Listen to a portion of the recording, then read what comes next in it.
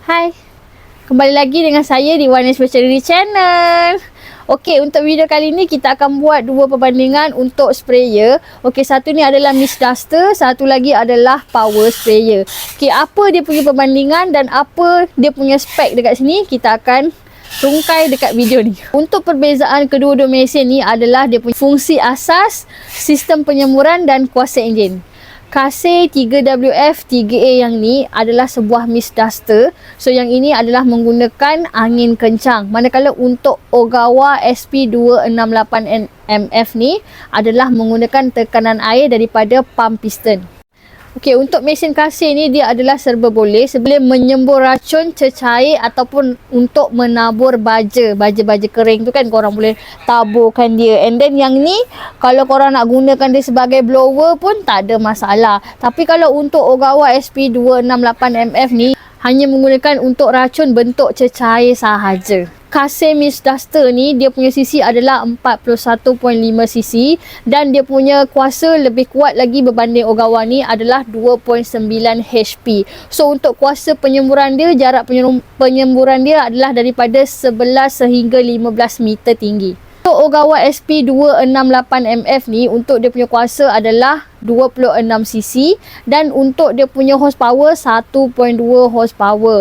Untuk ketinggian semburan dia tak berapa nak tinggi, dalam 6 ke 8 meter sahaja. Kelebihan utama kasih 3WF-3A ni adalah daripada segi kepelbagaian fungsi 3-in-1, kuasa tiupan enjin yang sangat kuat dan kecekapan enjin yang tinggi untuk kawasan tanaman yang luas. So yang ni kalau korang nak pakai untuk korang punya tempat kebun yang sangat luas, tak ada masalah. Sebab untuk dia punya power memang sesuai untuk kawasan tanaman yang luas. Untuk jenis semburan dia, korang boleh pakai sama ada cair ataupun jenis yang kering. Okey, kering tu jenis macam mana?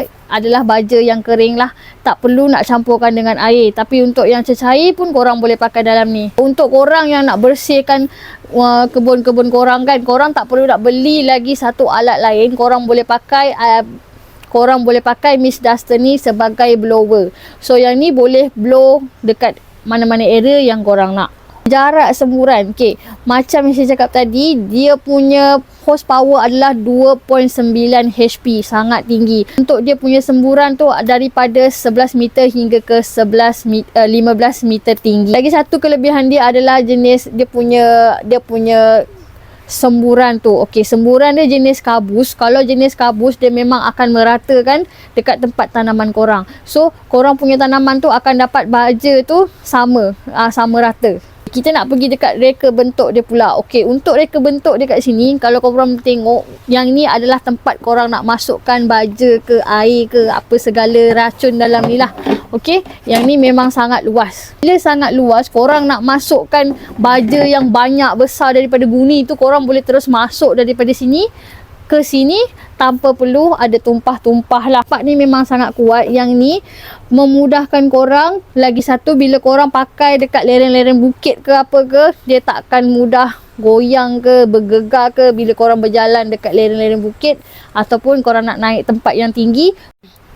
Untuk kelebihan Ogawa SP268MF ni adalah tekanan air yang sangat tinggi, reka bentuk yang lebih ringan dan kawalan semburan yang sangat tepat.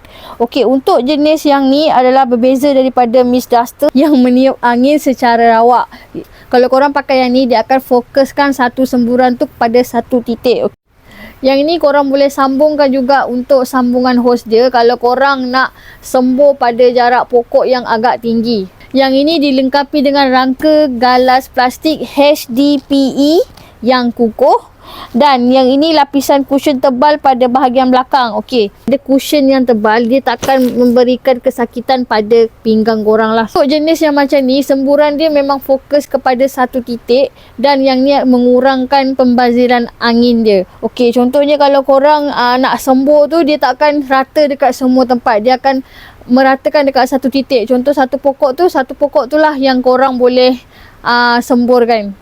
Enjin dia lebih mudah korang nak start. Okey, walaupun korang simpan dekat jangka masa yang lama, kalau korang simpan dekat store pun tak ada masalah sebab yang ni senang nak start balik walaupun korang dah lama tak pakai. Dan yang ni aliran air dia stabil, dia sentiasa lancar. manakah pilihan mesin yang korang nak gunakan. Okey, untuk macam Miss Duster ni, korang nak gunakan dia pada kawasan yang luas macam padi, kebun korang yang besar, tanaman pokok yang tinggi, contohnya macam pokok durian ke, korang nak jenis semburan dia jenis yang merata, korang boleh ambil yang ini. Okey, yang ni semburan dia boleh mencapai daripada 11 meter sehingga 15 meter. Tapi kalau untuk Ogawa SP268MF ni, kalau korang nak buat semburan yang jenis berbintik, okey, semburan yang jenis pada satu pokok saja, korang boleh pakai yang ni lah. And then yang ni kalau sangat sesuai untuk buah, pokok buah yang renek-renek, yang pendek-pendek, kecil-kecil macam tu lah.